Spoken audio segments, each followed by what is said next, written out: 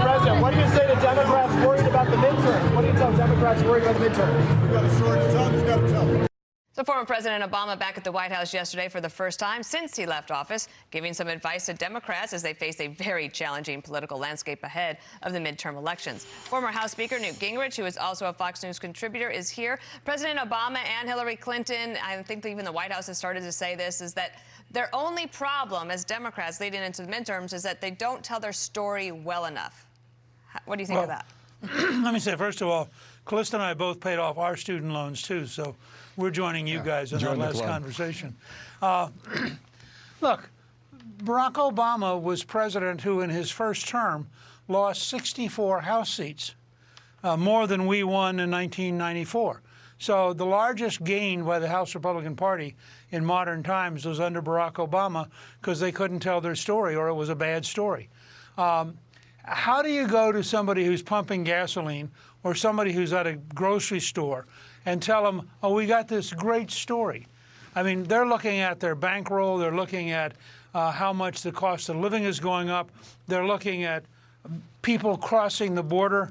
They're looking at the rising crime rate. It's pretty hard to go to those folks and say to them, well, if only you understood our story. And I think in that sense that barring some dramatic change, they're heading towards maybe the worst election since 1920 for the Democratic Party. I think they could easily lose a huge number in the House, a significant number in the Senate, governorships, state legislative races.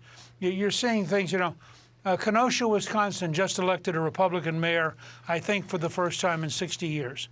And you have all these little signals out there that when voters go to vote, they're not happy with the Democrats, and they don't think the Democrats are good for their personal lives or their families' lives.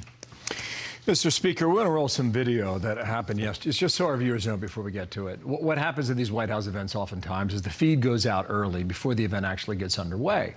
In this case, I think C-SPAN was recording it. We can record it here at Fox as well. Just roll the video here. This is President Biden in the room with Barack Obama. First time they've been in a room together, first time in 15 months.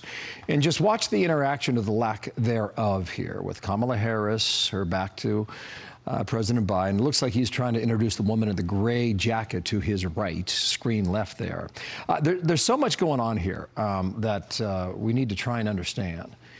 Part of it has to do with the relationship between these two men. Bear in mind that relationships have gone sour after administrations leave office, but President Biden is still the president. And also you can make the argument that this is a president who probably is not entirely in control.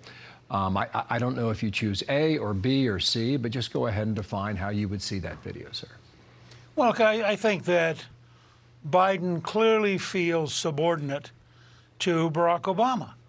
Partly because for 8 years he was the vice president, you understand that. Partially because, you know, Barack Obama is a compelling figure, and he's all there. I mean, Biden has all these strange moments of cognitive confusion. On the other hand, you have in Kamala Harris a person who, to the best of our knowledge, has no capacity for learning, no capacity for leading a team, and no capacity for representing the United States. So of the three figures, Barack Obama is the most compelling, the most articulate, and I think the most successful in terms of achieving what he wanted to achieve. And I think that there's a certain natural intimidation, if you will. Obama's dynamic, he's open. You know, Biden on a good day is sort of dull, and on a bad day is just hopeless. And I think that's what you're seeing played out. The pictures you're showing right now, you know, you would think that Obama was president and Biden was back to being vice president.